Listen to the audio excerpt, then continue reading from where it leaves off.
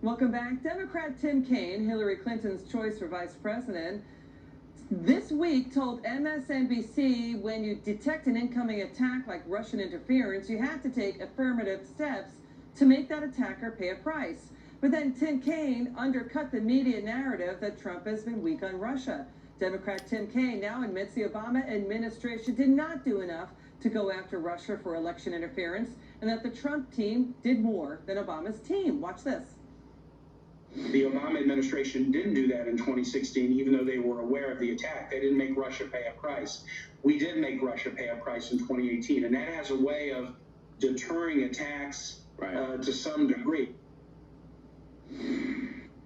So instead of going after Russia, did Obama and his team just go after Trump instead? Let's ask former Trump Deputy National Security Advisor KT McFarland back with us. KT, when you heard this, what was your reaction? What did you think? Good for him. I mean, good for Senator Kaine to admit the obvious and to be truthful about it. And I was actually I was surprised and I was very impressed because that took some real guts. That took some real guts for a Democrat who had been a vice presidential candidate to come out and say, you know, the Republicans did it better than we did.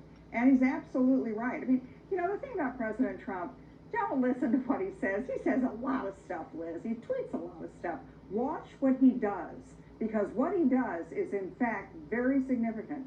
He stood up to Russia. He stood up to China. But with Russia, he increased American military spending and fixed our armed forces. He encouraged American energy independence and drove the price of oil down, which bankrupted Russia.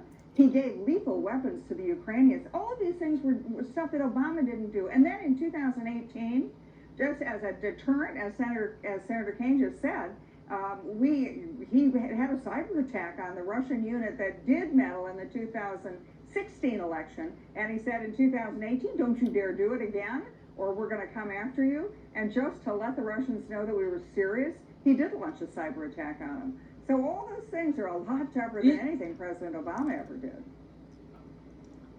Yeah, you know, that's what his supporters say. I mean, people are saying the president's tweets are polarizing. They don't like the personal attacks.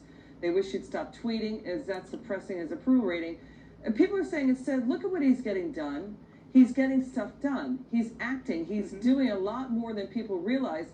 KT, we found dozens and dozens and dozens of actions the Trump administration took to go after Russia, starting in 2017. And, you know, Hillary Clinton repeatedly cited Russian interference as one of the reasons for her defeat.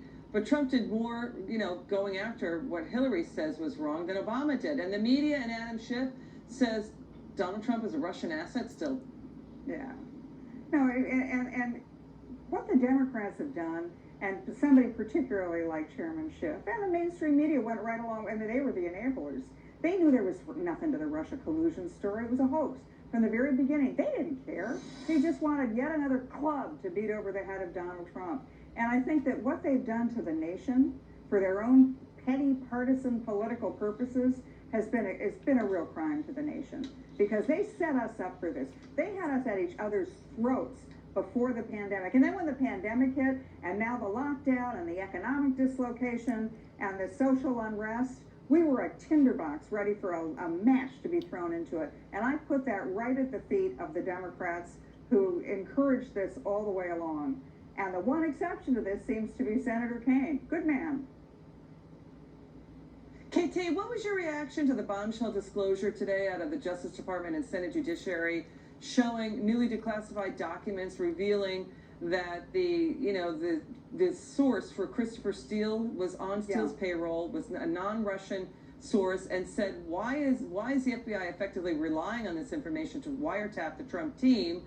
Because he's saying this is second and third hand rumor. He was surprised to even see it going in the Steele dossier. And then Peter Strzok saying, disputing a New York Times story in early 2017, saying Russian intelligence has connections to the Trump team. Peter Strzok was saying that's not so. We don't have evidence of that.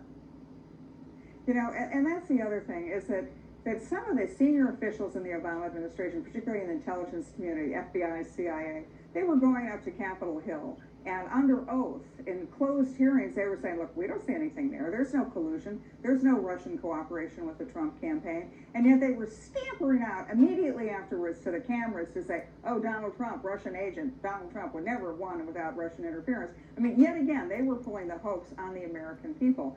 And what I think is happening, it almost always happens, Liz, with you on Friday night, is that there's a new document dump. There are new documents that are declassified. And it turns out that all those officials in the Obama administration, they sent emails, they kept notes, they sent text messages. So I think there's a lot more information that you can't dispute. This is not anonymous sources coming from the netherworld. This is actual documentation that these guys were up to serious no good, that they were really trying to undo the effect of the election in 2016 because they didn't like President Trump.